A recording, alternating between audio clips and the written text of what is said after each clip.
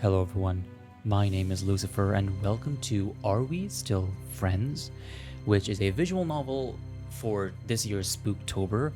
And I was intrigued because I think it's more about a visual novel just about people and like life and stuff like that. And it's a Spooktober, so I was very intrigued at what it was for. So it's a long visual novel. Get something hot to drink, get something to eat, and let's go through this together. Oh look, there's the dark. There's my sleep paralysis demon just standing next to my door. The thing about coming back to your shitty hometown for your mother's funeral is that everyone remembers you, but no one actually ever knew you. I've never had like a hometown, so I don't know. It's not very, I just burned the place down easy enough. Oh, hi, Grandma. Why, is that little Jenny? It's been ages. Look how big you've grown. I haven't, actually. For a brief time, I got into weightlifting because it seemed like what with all the hot girls in LA were doing. Hey, gotta do everything for the hot people. But then I got bored of that. And I'm certain I haven't grown an inch since I left after high school. I'm so sorry about your mother. Thanks. It's cool. She was such a kind soul. Yeah, thanks for taking care of her cat in the meantime. Oh, it's not a problem. Asmodeus here. Hey, it's Asmodeus. It's my other name. Hey, me, I'm in cat form. Pussifer lives again. Here, found your mother the night she passed. He came to get me by yowling at the door. Cats can actually detect like pheromones and stuff when people are very sad or before they pass. So that's an actual kind of sort of myth, but also very true. At first, I thought he was in heat, but then I remembered the day he came back from being neutered. The poor thing looked so shell-shocked. So I followed him to the house, and inside he took me to her body. Heavens knows what would have happened if he hadn't come to get me. Well, probably rotted inside, turned into a fictitious, vicious monster of pure rage and anger, and turned many people into ghosts, and we would be having a shooter game where we have to shoot all the ghosts in town. Yeah, definitely. Yeah, I can guess. Asmodeus glares at me. He never liked me. I never like anyone, don't worry about it. He was always Mom's cat. If anyone else had died in that house, he would have eaten them before the corpse was cold. Not Mom, though. Oh, it must have been so hard to take time for this. I'm sure you're very busy out at Hollywood. Yeah, with the strike and everything. Oh, a lot of time taken away. Yeah, I've got Zendaya on the phone begging me to come to her Halloween party, but had to be firm with her. Something about that doesn't seem right. Sorry, Zendaya, you gotta go. You gotta go home for my mom's funeral. You know how it is. Oh, I'm sure your friend Zendaya understands. You're such a sweet girl after all. Miss Fig pinches my cheek. I'm not sure Zendaya would understand. You came to pick up Asmodeus, didn't you? It looks like he's ready to go home. Yow, that's adorable. That's so cute. She picks up Asmodeus, who howls and scratches at her arms when it becomes clear she's trying to hand him off to me. Yeah, I don't know if I'm the best person to take care of him. Maybe you can just keep him? Oh no, Asmodeus has just been dying to go home.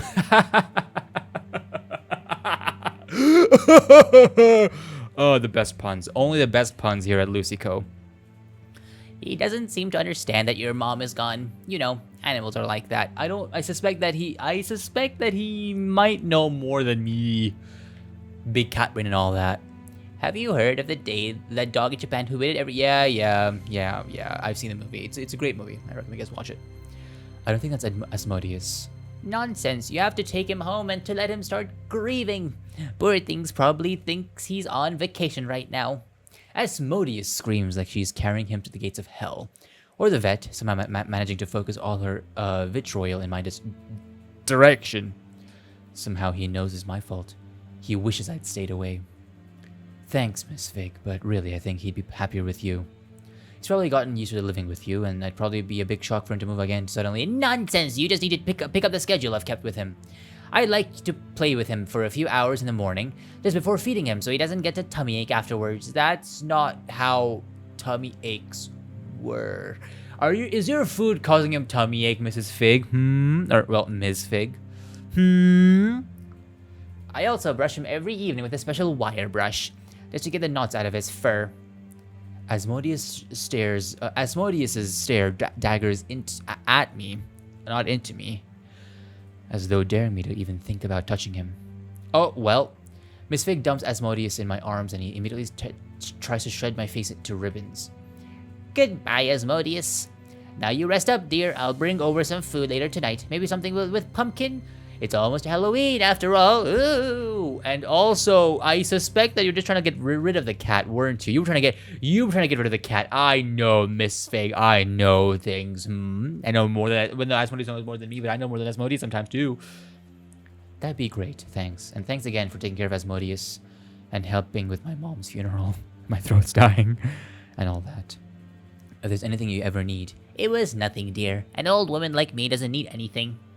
Are you sure? If you have any errands you need to run. Oh, well, if you're gonna twist my arm like that. Aha! The old woman blackmail. I've never done it because I'm not an old woman yet. Maybe I'll be an old man one day and twist people's legs and arms. I'll be called the old leg arm twister. I do have something. I normally get a big bag of candy from the party store downtown. Do you think you could pick up some candy for me? I get something nice for yourself. Maybe a fun costume. I'm too old for costumes, but I think it would be perfect for you. She thrusts a wad of money into my hands. Where have you been hiding this money, Miss Fig? Are they from your delicious little figs? The ones that you hide underground to turn into trees? Well, I'm not about to turn down free money. Yay, I guess. With nothing but better to do, I hop in my car and head for downtown. With the cat, with Asmodeus. My car keeps making a weird rattling and hissing noise the entire time. It's got to be at least 20 years old at this point. It survived multiple trips from Indiana to California and back again. Plus wherever else Dad went with this thing. As I pull into the parking lot, there's a strange sound like a penny rattling in a tin can. And a resigned sigh when I turn off the ignition. That can't be good. Oh boy. Oh, look at that. Look at the old downtown store. The old scratched away sign. I don't think the owners really know how to make a sign, so they just put a random sign there. Oh well, that's a problem for later, Jay. Right now, my focus is on getting some candy. And maybe with this the stupidest Halloween costume possibly. Party place hasn't changed in 5 years since I was last year in high school. It's decorated for Halloween right now. Skeletons and cauldrons greet me as I enter the store, as well as the smell of polyester and stale candy. The old man Lucy leg and arm twister loves the smell of old candy. Yum yum. It's the same display they've had for the past 10 years. You know, it really adds to the Halloween. It adds the spiders and the cobwebs and the rats and cockroaches. You know, gotta get into the festive mood. The skeleton looks the same to me. I wonder if I look the same to the skeletons. It's easy enough to find and tuck in an enormous 5-pound bag of candy under my arm. I take it slow, admiring the Halloween paraphernalia in the store. Plastic buckets, shaped like pumpkins, latex zombie hands, stiff witches' hats. Halloween was our favorite holiday in high school. It made sense for a trio of misfits like me, Chris, and Sam. Sam used to say that Halloween was the one night people dressed up as the monsters. They actually were on the inside. Well, I don't think my sleep demons look like rotting zombies that want to eat people's brains. Oh, actually, no way. They do want to eat my brain. Okay, he's right. Chris is right. Chris is always right. Oh, wait, Sam, never mind. I can remember names. I definitely can remember names. In that way, it was the one night people were honest. Sam was always saying weird crap like that. I head over to the wall of cheap Halloween costumes. I've never been fond of an overly sexualized women's costumes. I mean, seeing my ex in some definitely made me more amenable to seeing other people in them. But if I don't mind sticking to my usual lazy cowboy costume, sometimes I'll mix it up and be a zombie cowboy or a ghost cowboy or a werewolf cowboy. Oh, woo! Maybe I'll mix it up this year. A werewolf cowboy zombie! Yeah! Checking over my shoulder for any employees watching, I peel open a plastic bag containing a devil costume. Demon cowboy. Is that anything? I try on the devil horn headband, the brittle plastic digging into my skull. Or maybe it's the year for a pregnant nun? Oh, that's horrifying. For God. I would know because I'm the devil. I slip the costume out of its packaging and try it on over my clothes. It's way too wait, no. I did not imply anything with saying I'm the devil. Don't get your head out of the get your head out of hell. That's right, you watching right now. I slip the costume out of its packaging and try it on over my clothes. It's way too tight for a second layer. With another glance over my shoulder, I shimmy out of my shirt and pants. In the store. Out in the open. Well, all right, whatever suits you. What? Oh, wow, look at you go.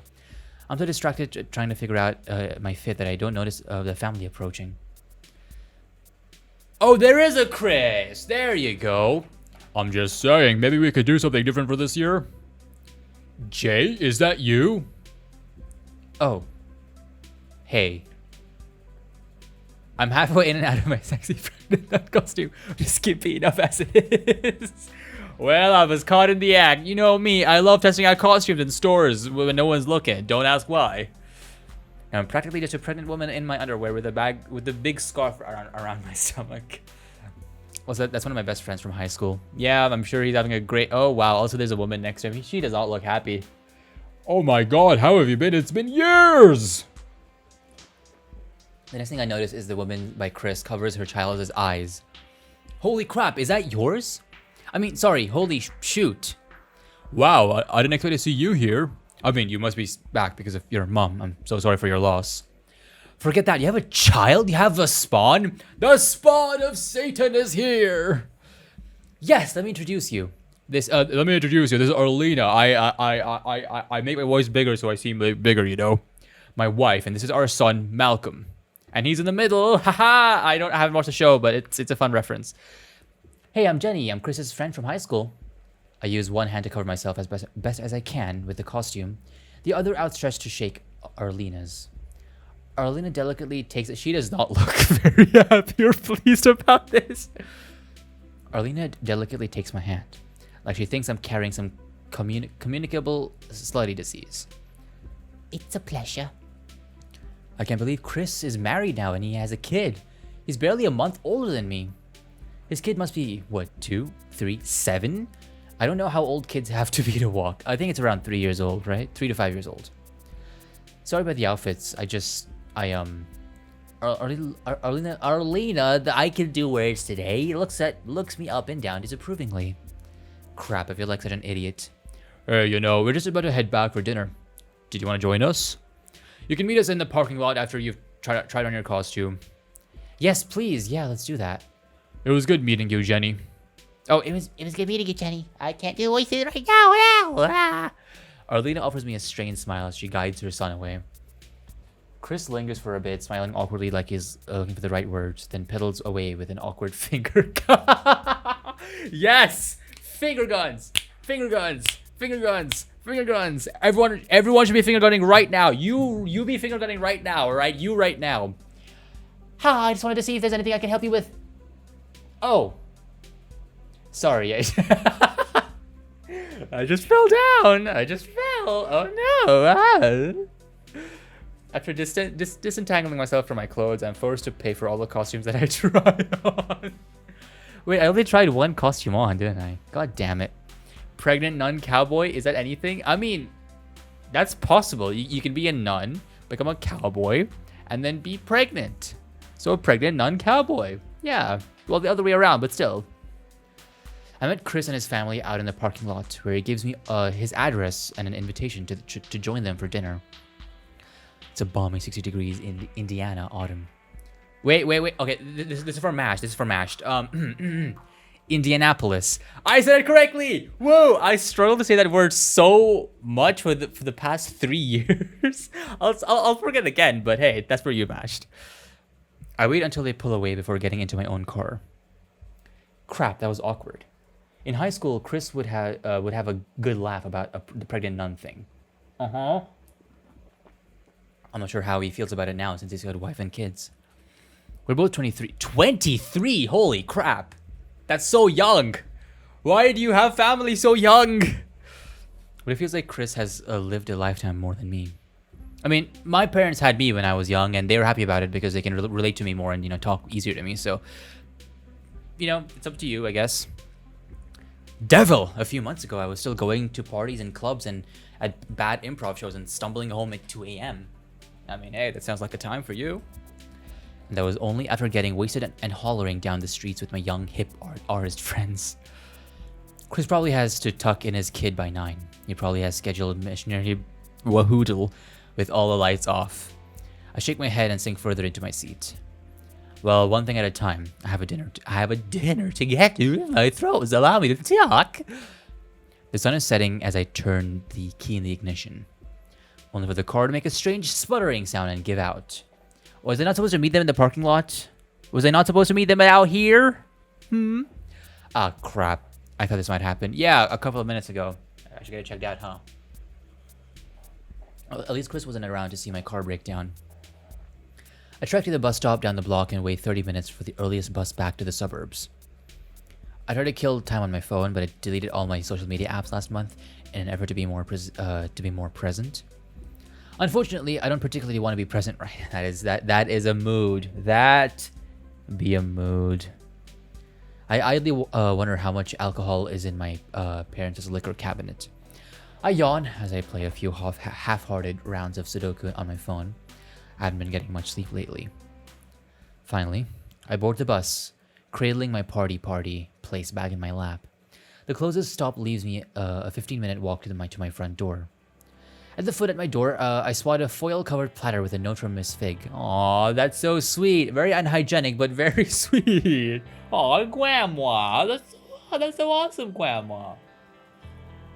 Also, what happened to the cat? Because the cat has been unmentioned for a long time. I want to see how Asmodeus is doing. Or, well, as I like to call myself, Pussifer. What did that say? Next to it is a case of wet cat food. Seems I must have missed you. Here's a stack of beef pasties. What's it? Wait. What is a pasty? Because a pasty indicates that it's a paste, but it could also be a patty. So is it a paste of patties? Is it a patty paste? Your favorite and tuna, his favorite. XOXO Miss F. I sigh, balancing the food and can in one arm while unlocking the door with the other. If I've learned one thing from the years of waitressing, it's how to balance a lot of heavy items in one arm. That is something I've always been envious about, like people who do like waitress. There was someone in my family who, I haven't met them in like a long time, but I remember that they were like a waiter or waitress. And they could like balance 6 plates on both their arms, like 3 plates. Like they hold 1 plate on their arms, and they hold 2 plates on their arms, or hands, and then arms, and then they hold 2 plates on like their bicep area. That's also the arm, but still, like I was so cooled by that. You know when you get so cooled by things? Yeah, I'm so cooled by it, and I've always wanted to try and do it, but I've never done it. I don't want to break my plates. That and how terribly people will treat you if you're paid to serve them. And the things rich people talk about. Stocks, real estate, weight loss, drugs. So that's 3 things. 4, if you include her. Oh, you mean your ex? But mostly it's a forearm strength. Upon opening the door, I'm immediately greeted with by a plaintive meowing. Asmodeus howls miserably by his empty food bowl, like I'm actively murdering him and his entire family by not feeding him. Okay, calm down, buddy. I've got your fancy feast right here. Don't you know there are kids literally starving to death right now? Desdemona would have chastised me for using child hunger as a rhetorical prop. Luckily, she's not here right now. Who's Desdemona? Sounds like a Disney princess or something. Oh, like a Disney villain. Yeah, Desdemona, the evil witch of the West. It's just me and Asmodeus and my mom's vengeful ghost. I set down the plate of pasties on the table and get to work emptying a can of food into Asmodeus's bowl. I don't expect him to thank me or anything, but there's about 0 seconds between his crying for his life and the loud smacking sounds of destroying his fishy goop.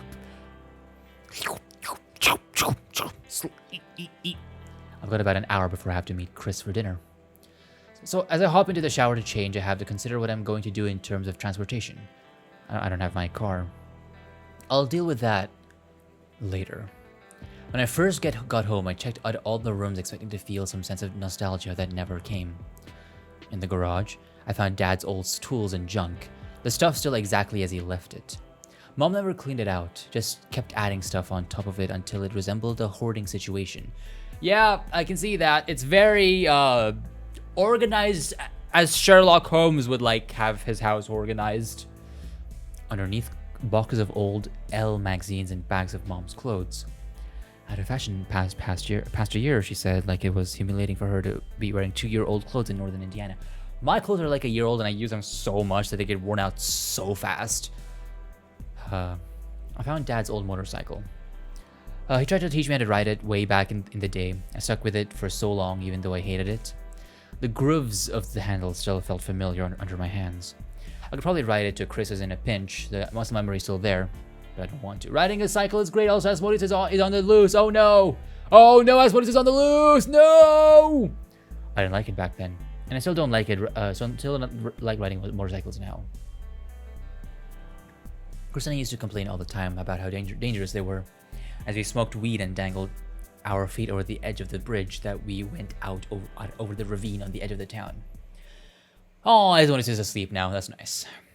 Fortunately, under the debris, I found a safer vehicle that I'm sure Chris will appreciate much more. Oh, it's one of those what are those things called that clean like offices and you like ride them and they're like huge? That thing. I pull up to Chris's house on my magnificent John Deere steed. I don't make any attempt to hide it as I park by the curb, letting the motor rattle for a bit to get their attention. But after a moment or two of sitting stupidly on the sidewalk on my lawnmower, okay, I thought it was a lawnmower at first, but I thought it would be the mopping thing. No one comes out of the house. Now I'm afraid of getting the attention of the neighbors. It's one thing to act like an idiot with you when your friends are there to witness it and laugh at it with you. When someone is there to laugh with you, you do the stupid things in the world and feel nothing, no matter how many strangers look at you funny. But when you're alone and just doing things for attention, that's just sad. Reluctantly, I turn off the lawnmower and walk up the steps to the house. I wonder whose house this is. There's no way they can afford a house at this age, right? They're probably like influencers, like streamers or something that, you know, they make the big bucks on Twitch. Or like a family YouTube channel. You never know. Sure, houses are cheaper outside of LA, but even in a typical American dream, no one gets a house before their 30s. And nowadays, no one can even get a house at like ever. And yeah, this is, you know, they're doing admirably. As I approach the door and grab the brass knocker, I can hear voices coming from inside the house. And you invite your high school friend without asking me? I like you're the one in charge of everything. That's not what I was trying to do. Jay, Jenny's an old friend. She just lost her mom, and I thought it would be a nice thing to do. The nice thing to do would have been to send her flowers on her card, inviting her to our house for dinner without asking me. Arlena, we grew up together. We went to school together. I haven't seen her in 5 years. I'm sorry I got excited to see a childhood friend. I don't care if she's a stranger on the street or your nanny. This is about us. I don't know this woman, and I'm supposed to drop everything for her? I'm sorry. That's not what I was trying to do. And that costume she was wearing. It wasn't funny. It was extremely inappropriate. And the fact that someone like that is so eager to catch up with you. What does that mean? Well, I'll just say that I don't trust her morals or her motives. Alright, I think I've heard enough. I back up down the steps to the doorway, stomp loudly, and clear my throat, knocking on the door several times. I would have just gone. You know, I would have just gone. You know, There's rustling behind the doors before Chris opens it, and him and Arlena wearing matching polite smiles. Jenny, you made it. It's so great to have you in our home. Yeah, sure it is. Liar, pants on fire. They usher me in. I could swear everything was normal, but also no one noticed that I came here on a lawnmower. Yeah, you know, it's normal around here. In downtown, they go in lawnmowers all over the place. It's totally normal. Yeah.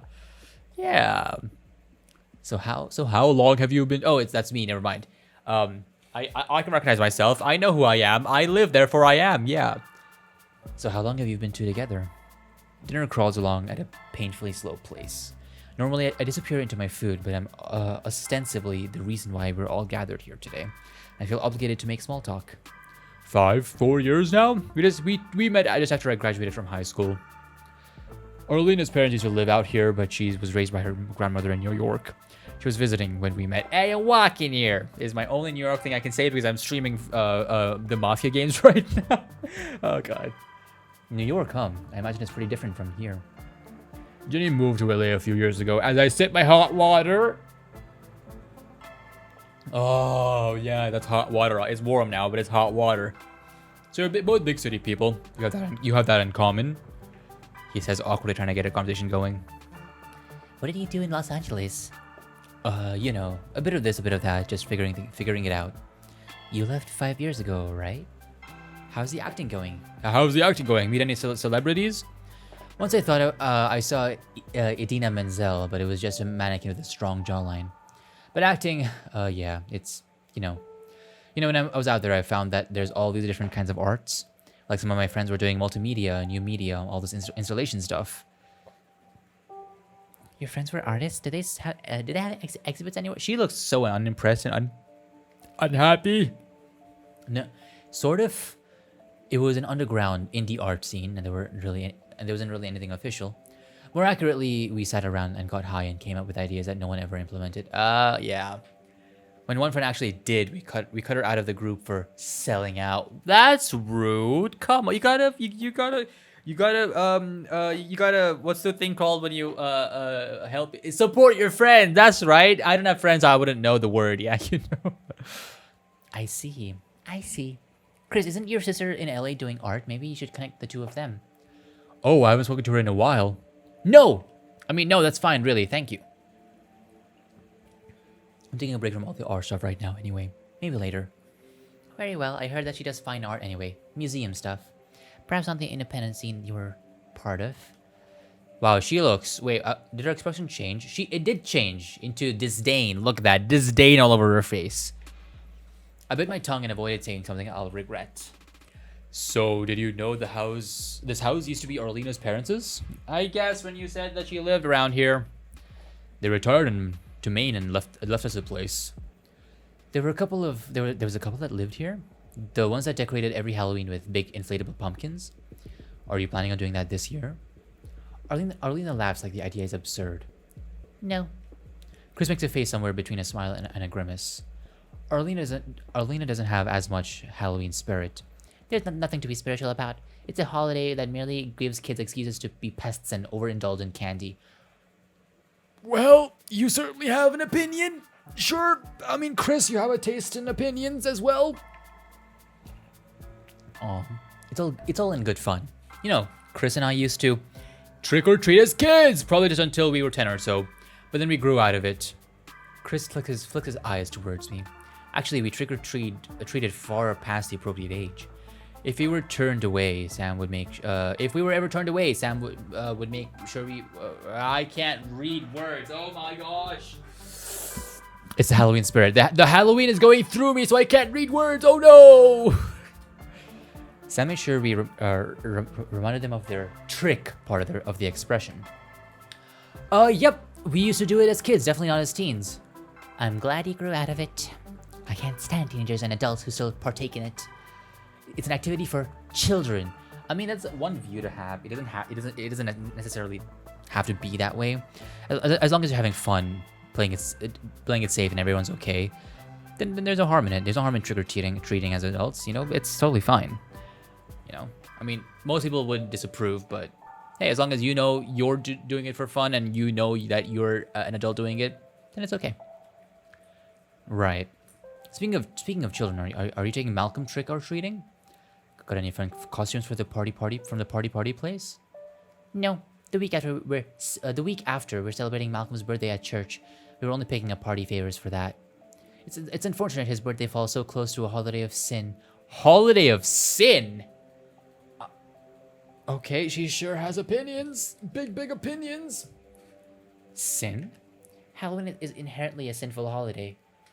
Wow. And Chris is very, very blanked out. He's disassociating hard. The Bible strictly forbade cavorting with the devil or dark magic. There's a reason why so many Satanists celebrate the holiday. Yeah. Okay. Oh, She's one of those people. Okay, so do you think it's okay to shop at a party store that supports that kind of sinful lifestyle? I mean, is it even okay to get pumpkins if that has Halloween adjacent connotations? Chris shoots me a warning look. Yeah. We all, yeah. Pumpkins aren't magic. There's no trickery associated with them. Actually, in many ways, there are many stories that use pumpkins that show trickery and magic associated with them. So, you get your facts straight. Haha, I'm the devil. I know all these kind of things because I'm sad and I've read too many stories and myths. No, it's activities like trick-or-treating that are dangerous.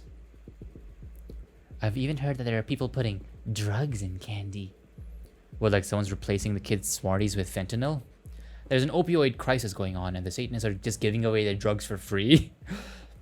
I think that what Arlena's trying to say is that there's just a lot of unknowns when you have a kid. We just want to play it safe. Chris gives me another look, like I'm the one who's married to a cuckoo Facebook conspiracy Christian. Fine, I get it. I don't miss the tactful usage of we here. Back in high school, Sam and I used to argue all the time. Chris played mediator, and he was good at it because he never took sides. This is the first time he's clearly taking a side, and it's not mine. I guess that's what happens when you get married at, 18, 19? And considering how old the kid is, I feel like the kid might have been... brought to life when they were very, very, very young. I can't believe Arlena grew up in New York, only to find out that deep inside she was a conservative small-town Midwesterner. I guess if some people never fit in their small towns, there must be people who are the opposite. So, any non-Halloween plans for that night then? Actually, Arlena and Malcolm are going up to her parents' house in Maine this weekend. They're leaving them this morning of the 31st, and I've got to finish some work here. And I'll be joining them afterwards. As though hearing his name from the living room floor, Malcolm toddles up to Chris and presents him with a toy block. Hey, kiddo, is that for me? Wow, what a letter. What letter does it say? He rotates the block so the letter R is facing him.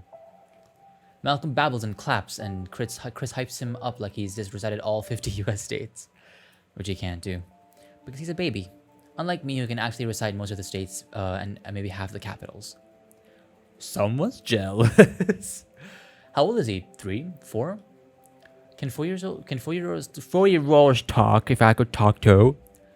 He's almost 2. Oh, okay, never mind. I thought it would have been an earlier child. Okay. He's almost 2, which is the appropriate age for his development. I don't like the way you say that. The way you say that is very suspicious. It's incredibly suspicious of the way you say that. Malcolm squints, concentrating on something unseen. Oh yeah, something's up. Something's off there. Arlena sighs. Oh, he's pooping. Come on, baby. Let's go take care of that. Arlena guides him to the hall. A moment later, the bathroom door clicks shut. I immediately turn to Chris. Chris, what the frick is up with that? With what? Don't play innocent. Who the hell do you marry? I'll leave you alone for a few months and you're starting a Bible-thumping evangelic nuclear family? Chris sighs. Listen, it's more complicated than that, Jay. Well, you've got 5 minutes to explain before she comes back from the bathroom. Does she even know you've dabbled in Satanism as a Whoa. Hey. What is happening? What? Okay. Come on, it was all for a joke. None of us were dedicated enough to actually do anything. Except Sam, maybe. We all got matching pentagram tattoos. Speaking of which, does she know about yours? Do you still have procreative wahoo-diddle with all the lights turned off? Hey, why don't we talk about this some other time? We've got a lot of catching up to do. I mean, I don't know if we need a whole appointment to talk about your wahoo-diddle life. It sounds like the conversation would be over pretty fast. Maybe like you in bed? Jay. Fine. I glumly stare at the mashed potatoes on my plate when an idea strikes me. Hey, you said your wife and kids are going to be out on Halloween?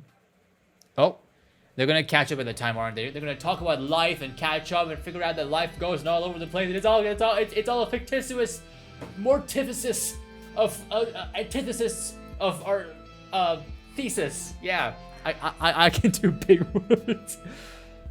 I spent the rest of my week leading up to Halloween, Friday planning my heist.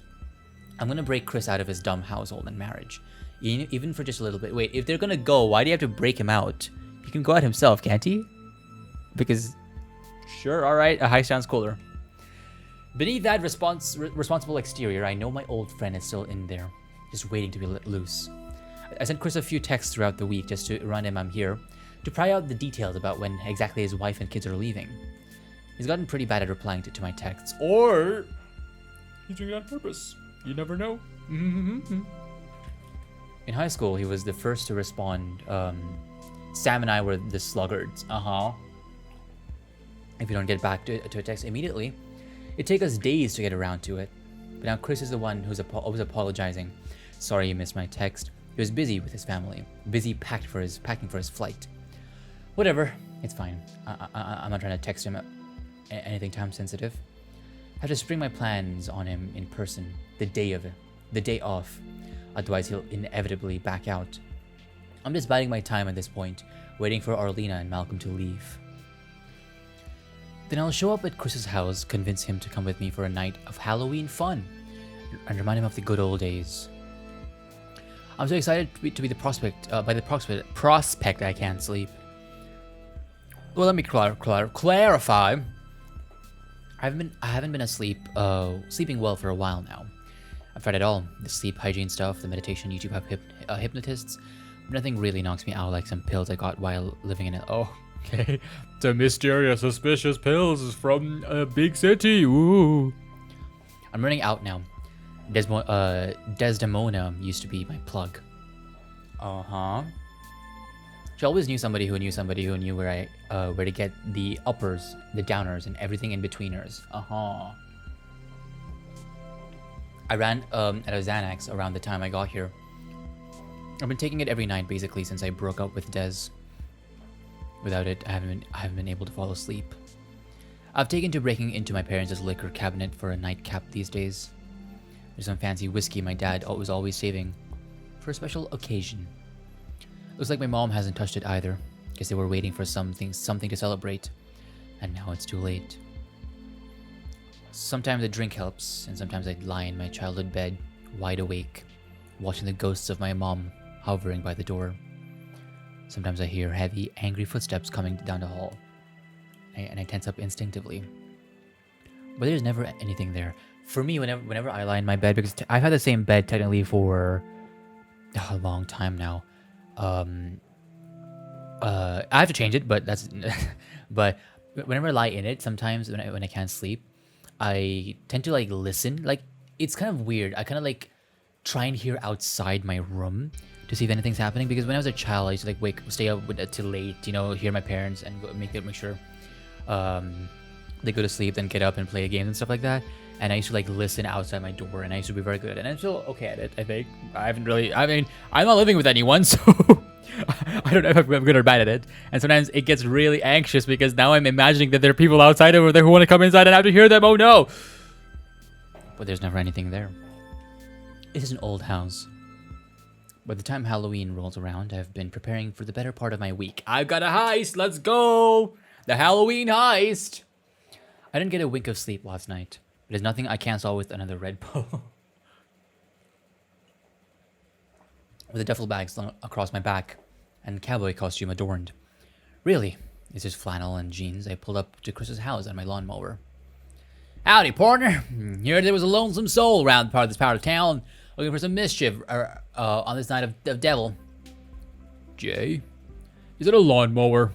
It's my trusty steed, pure Appalachia. Ain't you a beaut? Why are you riding a lawnmower like that? Like an old guy from that movie. Because like that old guy, I have no car. All I do is just no more accent anymore. What I do is just not exactly functioning at the moment, so we may have to borrow your car for the evening. Borrow my car? Jay, what are you talking about? I'm breaking you out. I'm the cowboy ghost of the Halloween's past, present, and future. The all cowboys congregate in one, and I become a legion of cowboys. Ha ha ha! I'm here to take you on the night of a wild, unbridled Halloween fun for your wife and while your wife and kids are out. Actually, Malcolm's still here. He got sick a couple of days ago.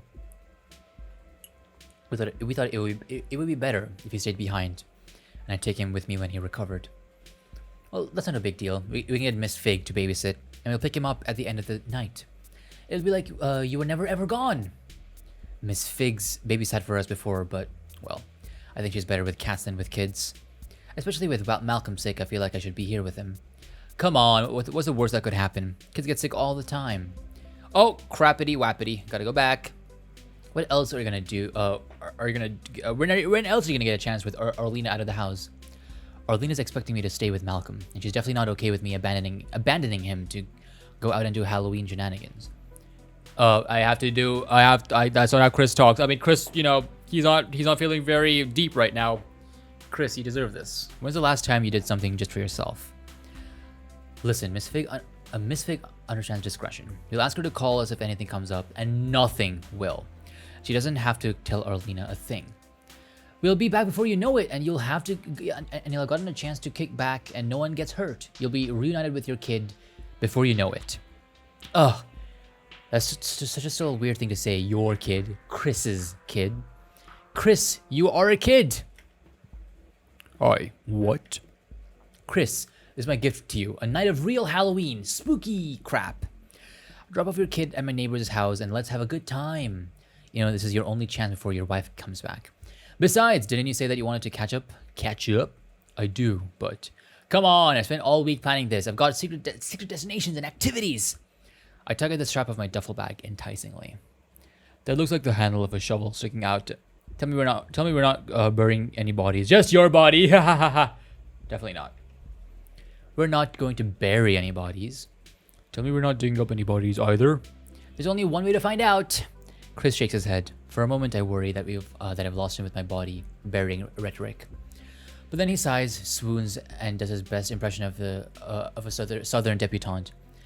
But I am going to think to wear. You think I'd leave my best friend to hang out dry like that? As Chris goes to grab his kid, I get out the extra flannel and jeans I brought with me. Together, we make a couple of old-fashioned gunslingers. This town ain't big enough for the two of us. I set shotgun in Chris's Honda Odyssey as he straps Malcolm to the car seat. Chris drives us back to my old home, where we drop off Malcolm with Miss Fig. Miss Fig is nothing but happy to see us. She coos at Malcolm and offers him a piece of Halloween candy, which he accepts with delight. Chris looks like he's about to say something, then changes his mind. I sip my energy drink as I drive Chris's car. I have a loose itinerary and plan, though it's not much. I'm sure Chris knows the direction we're going. It was familiar to the both of us for a long time. I haven't been in 5 years. I still know the turns like they're second nature. We drive past trick-or-treating pedestrians and cobwebbed covered houses until we reach our destination. So could I take off the blindfold now? One sec. I'm pulling into the parking lot, trying to find an area that's hard to spot from the road. Is this more of a surprise or party or kidnapping? Well, the bad news is that it's a kidnapping, and the shovels are in my bag to dig your grave. The good news is that I have two shovels, so I'll be helping. I wouldn't want to make you dig your own grave all on your own. Aw, that's so sweet of me. Look at me go.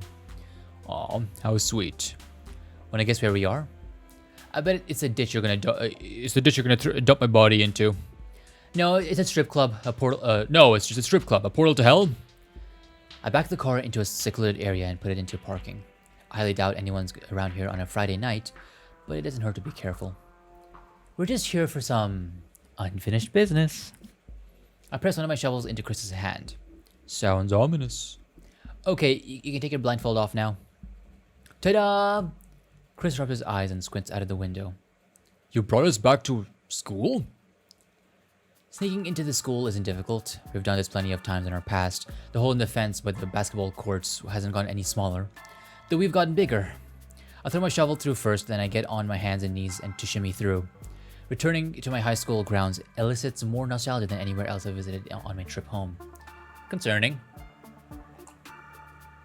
There's something about this place, more than home, more than anywhere else, that's caught up in my favorite memories. It's where Sam, Chris, and I started an anime club, despite the fact that none of us watched any. It's where we got caught throwing frisbees onto the roof, and it's where I yelled at the conservative kids protesting gay marriage. We make our way to the grass field in the back of the school. The turf yellow and trampled from years of running. Kids miles running on it. I'm really weirdly nervous about it all. It's been a while since I've broken into here. I'm starting to feel less like someone sneaking into their own house and more like a stranger breaking and entering. Ring. Crap, what was that? Sorry, that was my phone. Let me silence it. You almost blew our whole goddamn operation. You want the sheriff to be... you almost blew the whole goddamn operation. You want the sheriff to be after us? If they got wind of the treasure we're after. Chris huffs out of his nose. That's probably Arlena, wasn't it? And now she's going to be angry and going to come back or something like that.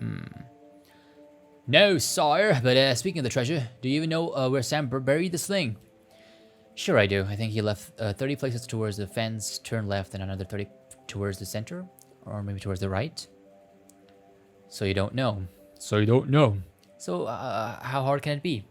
Just channel what you think Sam would have done. Let's just say I'm Sam, I'm 16, I'm burying the greatest treasure of my friends to find.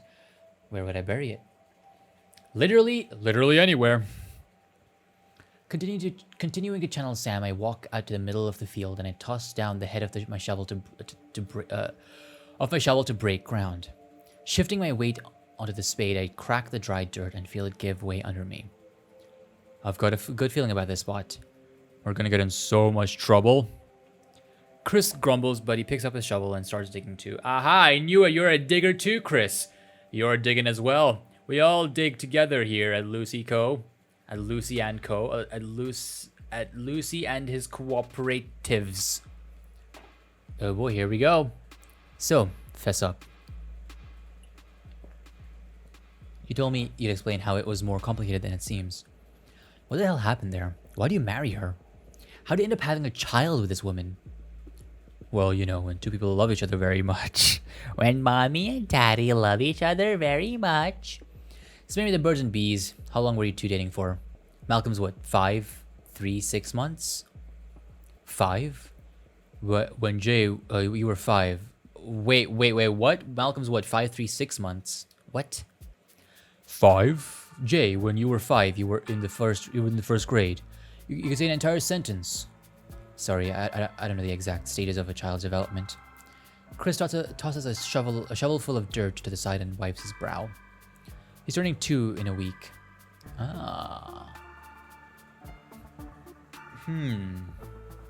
Okay, so what?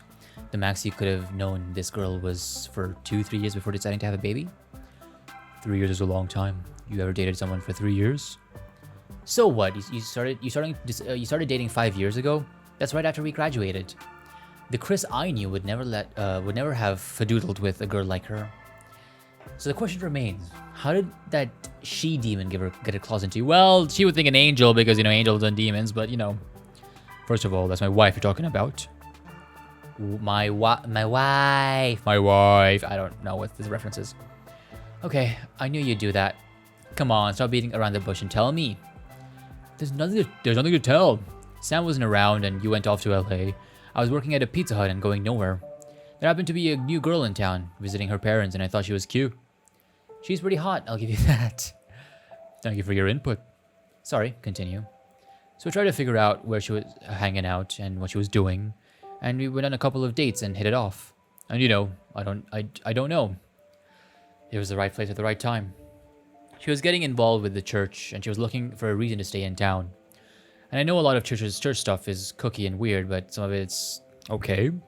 Like it's a community, Chris pauses to lean against his shovel, wiping the sweat from his brows. Christ, I thought we were supposed to be partying. If I knew you'd be making me do manual labor. Christopher, you'd really take the Lord's name in vain like that? Wow, Chris, wow. Chris rolls his eyes. After a moment, he returns to shoveling off to the side of my hole. I guess my point is that you don't have to agree with everything someone says to marry them. You need to be able to be on common ground, though. You need to be able to, talk with them and stuff. The important part is that you have shared values. A lot of times, Arlena and I agree to disagree on the specifics. I don't bring up the arguing. I heard earlier. That's none of my business. And we love each other, so that helps. Right. I'm the sheriff here. I'm thinking gonna be a bit of detectiveness here. Whatever you say. You really never thought about leaving you into this town instead? Of course I did. Remember the night before graduation when we climbed on the roof over there, and we got high and talked about our plans? Crap, yeah, I remember. We sure talked a big game back then.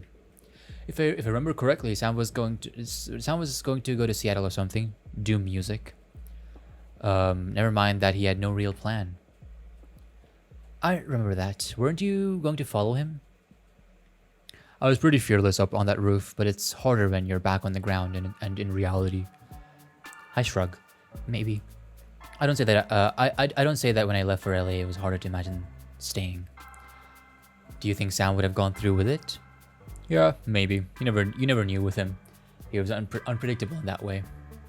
That's one word for it. Remember when he punched that kid in Spanish because he thought he was making fun of his clothes? Wow. But actually, he was just trying to compliment. him. He was just as bad at Spanish. Yep. Sam got a detention for a week. I had to bring him over home his homework every day. I moved over another foot and tried my luck with the next cloud of dirt. For all we know, he didn't bury anything, and we're just tearing up the school lawn for no reason. I wouldn't put it past him. Maybe the real treasure was the friends we made along the... Clunk. Chris's shovel hit something in the dirt. Think that's a sign of gold, partner. Speak of the devil. We get to our knees to dig the rest out by hand. Our prize is a dented black metal box with paint peeling off the corners. Holy crap! This is it! Yes! No screwing way. Whoa! Bright light sweeps across the field. Hello, someone there? Crap! Run! I tuck the box into my arm and take off. Chris curses and runs after me, nearly tripping on a tuft of uneven grass. The rented cop shouts at us to stop. I hear Chris laughing behind me as we vault the fence, our lungs burning, and speed off into the minivan. We're still chuckling by the time we get to our next stop. Chris follows me and my duffel bag, the box held between his two hands as we pick up our way through the wet grass. What do you think is in here? He rattles the box gently. It makes no sound. It feels empty. For all we know, Sam farted in there and closed the lid really fast. Yeah. You think the gas is still trapped in there? Would we know? Not really. The gas would escape by then, so no. I hope not. Don't need his crap particles floating around and getting all over us. We traipse through the gravestones in the dusk. There are a few lamps that are around, just enough that we're not completely walking through a cemetery in complete darkness. Have you been here since? No. First time I was back was for my mom's funeral last week. Oh, yeah, sorry about that. By the way, I would have come, but... What? No way. It's good you weren't there. God, it was awkward. Most of the families in another country. And even if I knew how to contact them, I wouldn't be able to speak to them. It was just a handful of church people telling me the usual stuff. How sorry they were, how great she was. Blah, blah, blah. Chris tilts his head like he's thinking of something to say until we come to a stop in front of the nondescript gravestone under a heavy oak tree. Oh, hey, I think this is it. Leaves crunch under our feet as we approach Sam's grave. Oh. Okay. I set down my duffel bag, start setting out the items I bought. A picnic blanket, 6 mushed grocery store cupcakes, both birthday cake and regular candles, a bottle of vodka, several cans of Red Bull, and a blunt. Chris raised an eyebrow at the spread. It's what he would have wanted. guess that's true. Producing a lighter from my pocket, I light a couple of candles and to give us a bit of a light. It's a big lighter. It's so lightful, so delightful. I opened a plastic tray of smashed cupcakes, little confectionery spiders and bats mashed into the purple and orange frosting. I twirl with the waxy bundle of birthday candles between my fingers. How old are we now? 23, so he'd be 24 this year. Crap, that's crazy, man. I shake my head as I distribute 2 long candles with 4 shorter ones into the cupcakes. 6 little flames waver in the night breeze. I toss Chris a can of Red Bull and I take one for myself. Without prompting, we take a large gulp, just enough so that I can top off our cans with some Smirnoff. It's a familiar ritual, though neither of us have done it in 5 years. It's not exactly our drink of choice, but it's not for us. Chris lifts his can in a toast. To those we've lost. To Sam. Happy birthday, buddy. Oh, Halloween birthday! Ah. We downed the rest of the can, like he was prone to doing. My throat burns, but it's a good kind of pain. A reminder of that you're here and alive. I know I'm gonna mention I've mentioned this multiple times on my channel, but check out this game called How We Know We're Alive that I've played. Such a good game. So awesome. Anyways. Chris cracks up on another can of Red Bull and I ready the vodka. Vodka. We pour out a drink for Sam, letting the liquid splatter across the grass on top of his grave. The Red Bull fizzles and hisses as it disappears into the dirt. We should eat these cupcakes before they disintegrate. The candles have burnt significantly down, dripping pink wax and melting divots into the cupcake frosting. Oh, well, well, cupcake wax, yum, yum. Chris makes to blow the candles out, but I stop him. Hang on. And grab the blunt, lighting it on one of the fading candles. I take a long drag, smelling the familiar skunk of the weak fill in the air. I can't say words. The light dimmed a little bit, but it's getting darker again because the candlelight is going out. Chris chuckles and blows out the candles, throwing us back into the dim light of the single candle aflame. I pass by the joint and the tip lights up as he takes a pull. This brings back memories. This brings back memories. If only I knew how to talk like Chris. I miss this. Wiping my hand against my jeans, I grab a cupcake and dig in. Frosting gets all over my mouth, and as I get to the chocolate bread underneath. Chocolate bread? Okay. Wait, what? No, cake isn't bread. You're eating a lie. Your whole life is a lie. Its surface always wet with weird damp sheen. Chris laughs at my predicament. Your teeth look black with all that chocolate. I bare my fangs at him and growl. Yes. And he laughs harder. All right. Enough of that. Let's check out Sam's box. Finally, I thought we would never get to this. Chris places the box between us, thumb resting on the metal latch. You ready? I take another hit of the joint, then nod. Yeah, I'm ready. So our final message from Sam, from beyond the grave. Chris flicks open the latch and opens the box. Inside is darkness. It's the fart box! Oh no! I can't see anything. I hold the candle closer. The blackness of the box seems to absorb all light, but I think I can make out a scrap of paper. I pinch it between my index fingers and thumb and hold it into the light, squinting. Screw you. What? That's what it says. Screw you. Classic Chris. I mean, Jack. I mean, Sam. I can say words and places and people. I can do that really well.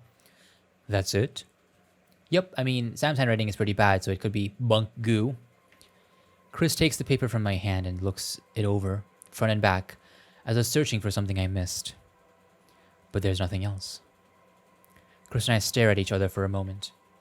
This is what Sam buried all those years ago? And he said he'd left us something for us, some kind of treasure? This was going to be our closure? What does it even mean? Screw you for existing, screw you for mourning, screw you for looking for something, for meaning? Another moment, and we burst out into uncontrollable laughter. Maybe it's the drinks and weed kicking in way too fast. Maybe it's my sleep deprivation. But Chris is laughing too. Both of us on the brink of mania. The funniest thing I've ever seen. Sam has been dead for 5 years and he's still making us laugh to the point of wanting to pee our pants. Chris takes a shaky drag of the blunt, gasping for air between his laughs. My own stomach seizes in pain. So that's it, huh? Is the last we'll ever hear from him? I think so. Screw. That's funny. Yeah, you know what? When you have to be funny, you will screw. Yeah. Yeah. I wipe the tears from my eyes. Oh yeah, this is actually really sad. This is really, really sad. How people can pass and they can leave a message and all that, and you won't really know what it means. So, yeah. Clutching the vodka bottle to my chest, my heart aches, powered entirely by alcohol and taurine at this point. It gives you wings, you'll fly away. God, what a screwing idiot. That's such a Sam thing to do. Bury a box and all it says is screw you. Screw you. Screw you. I thought he'd had written letters to us or something sentimental like that. But nope. Screw you. Classic Sam. Chris shakes his head fondly. Do you think it means anything? Is it a general screw you to the world or to us specifically? Who knows, maybe it's a screw you to the idea that there was a treasure in the first place. Uh-huh. Chris chuckles, studying the paper in the dim light before returning it to the box. He clicks it closed and leans back on the picnic blanket. I don't think he meant it like that. Sam always had the biggest plans out of all of us. If anyone was willing to go on a hunt for treasure, it was him. You know, you're a lot like him. You said you were going to move out to LA and you actually did. I always admired that about you two. You always did things. I guess it's not like I tried to do it on purpose. I just don't think I know any other way to be. Of the three of us, you're the one that actually got out there. It's not too late for you, you know. It's hard to read Chris's expression in the dark. He makes a gesture like a shrug. Well, for what it's worth, doing things isn't all that it's cracked up to be. I haven't really done anything in LA. A lot of non-speaking background roles, some acting classes, like 2 improv shows. Just too many, if you ask me. Honestly, the highlight of my career was 2 silent seconds in the Stouffer's commercial.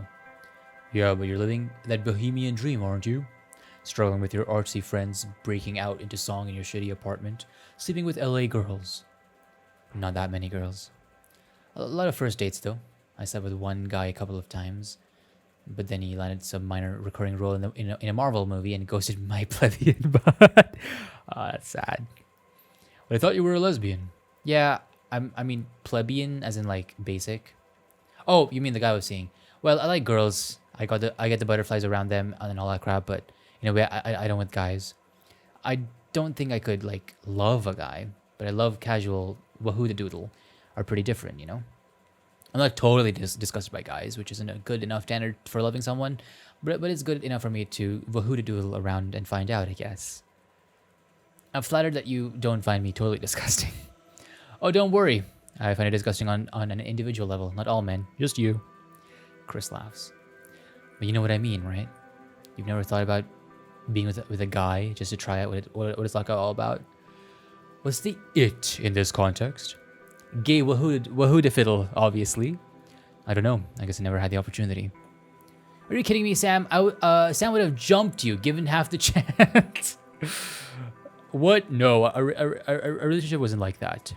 Sam never made a move on me. He never even talked about guys he found attractive in front of me or anything. Not like you, by the way. You couldn't shut up about girls. I stood up suddenly. Dude, Sam had a huge crush on you. You really didn't know?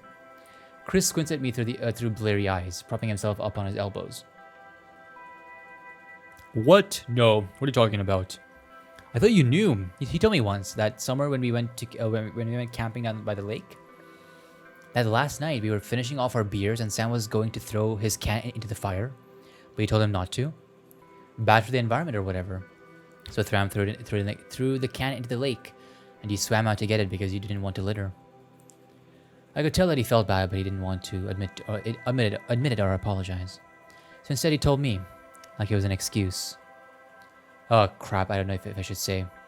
I'm too out of it to be making ethical decisions right now. Jay, what did he say? I feel like I'd be breaking his trust if I told you. Besides, he was drunk, so even if he knows what it... Jay, Sam's dead. I promise you he doesn't give a crap. Screw. Yeah, he is, isn't he? A cold feeling settles in my belly. Crap, I thought you knew, man. I said maybe that he was a little bit in love with you. Chris stares at me for a second longer, then he looks away and holds his hand out for the blunt. I pass it to him. Oh, crap. Yeah. But this is Sam we're talking about. Who knows why he says half the crap that he says. You know, he once told me the story about how Kurt Cobain wished he was gay just so he could piss off some homophobes. He said he was going to be Kurt Cobain. That sounds like him. But yeah, I don't know, man. I'm just telling you what he told me. We were all 16 and drunk. He probably didn't mean it. He was just trying to get in your head. He would do that. I take one more drag. Oh. We lapse into silence, watching the smoke curl into the sky above. I'm exhausted and wide awake. Even as my heart thuds in my chest from sleep, deprivation, and caffeine, I can feel my limbs trying to melt into grass under my blanket. My mind floating somewhere else. You know, I had a huge crush on you in high school. I had a huge crush on you in high school. Yeah, you have to take her down, but we all make sure. Oh. I slowly turned my head towards Chris, not quite comprehending what he said. I told Sam about it a couple of times. Screw, that's embarrassing.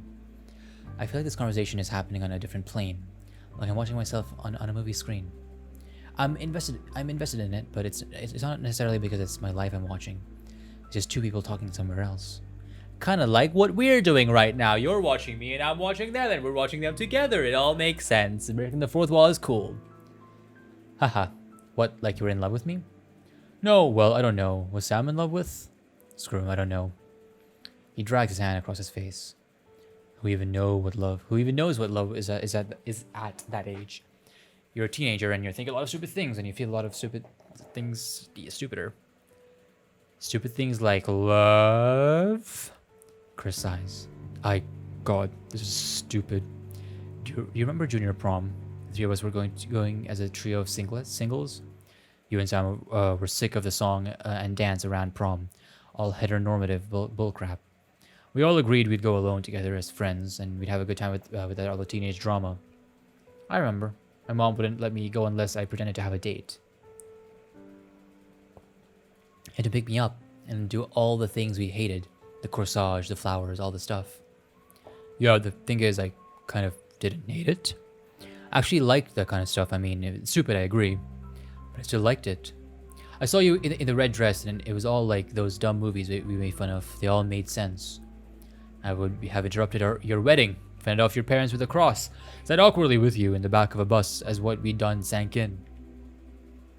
When you opened the door, I thought you were the most beautiful girl I'd ever seen. I would have done anything for you. Chris rubs his eyes. Sorry, I know this is a lot.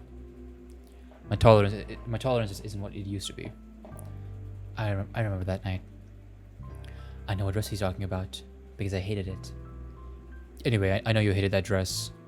I remember as soon as we met up with Sam, the first thing you did was to change into jeans and a t-shirt. You wiped up all the makeup in the car with wet wipes, and you messed up your hair and made it a point of rolling in the dirt. Principal Winters was furious when you showed up like that. And when you got kicked out, the three of us left with you because that's just how it worked. The three of us were always together. That night, with you and your messed up hair and makeup and torn jeans and Sam in the leather jacket, me in a rental tux. That night we spent getting ice cream, wandering the ditch, looking for frogs was probably one of the best nights of my life. I loved you guys. I guess that's what I meant to say when I don't know how it felt. I loved you for you, just like I loved Sam for who he was. But there was another part of me that felt a different kind of love, but only for a version of you that couldn't exist. That didn't exist. Because there was no version of you that would have worn that dress and gone to prom with me as my date. I was the non-existent girl I was in love with. Chris sighs. Like I said, I was stupid. I am stupid. I reflect on this. Chris gets philosophical and emotional when he's under the influence. I specifically do drugs to avoid having to think, and this conversation is really throwing a wrench in my plans. Well, you know, we're all stupid. But that stuff's in the past. Now you're married and in love with your wife. I don't know. I'm not sure love exists. I mean, it does in that indescribable way. But for the most part, when it comes to that pipeline from the initial crush to marriage, I think we just choose someone to settle down with. Like penguins huddling together for warmth. You'll die without other people.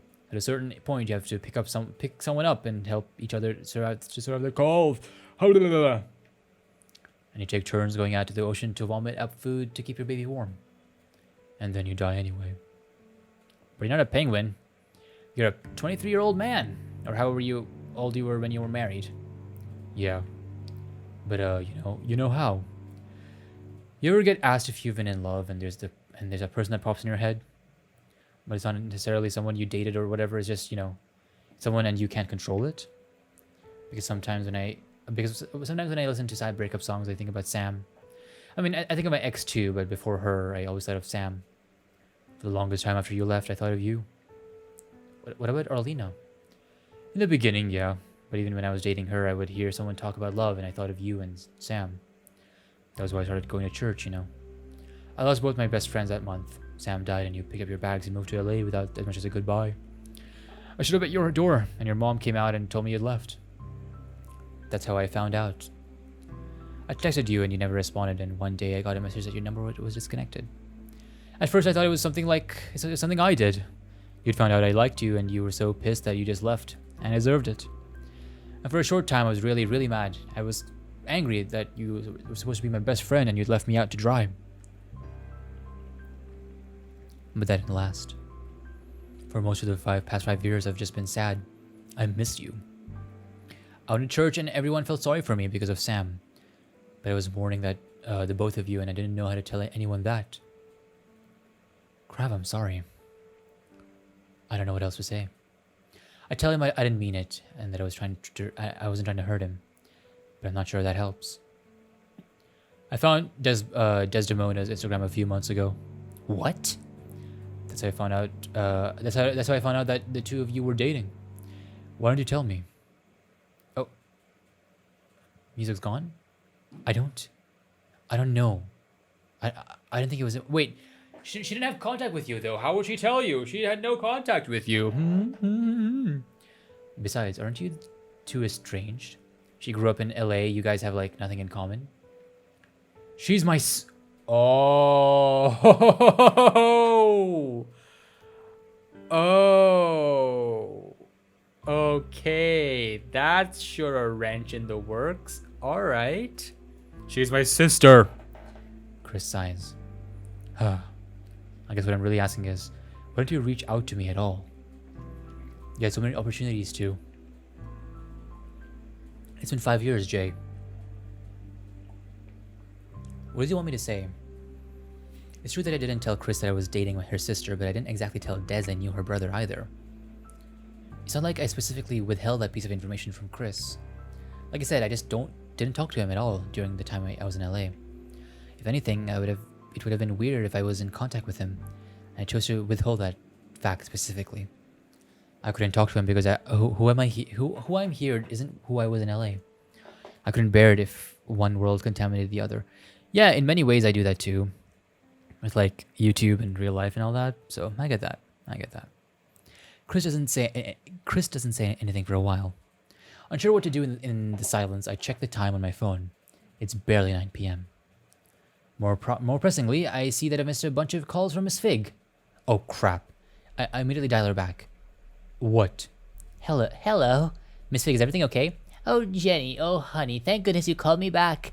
I tried calling Christopher, but he didn't answer. Poor Malcolm's been throwing up all evening. He's running a fever too. I'm sorry, honey. He's sick? Oh no. I'm so sorry, sweetie, but neither of you answered, and I didn't know what to do. I mean, I've dealt with cats before, but not human babies. I know you told me not to, but I had to call her Arlena. She was surprised I was calling her. She asked me what was happening. What did you tell her? What else could I tell her? I told her the truth. I was watching Malcolm while Christopher went out with a friend, so he started burning up and vomiting. She gave me some advice, walked me through what I had to do.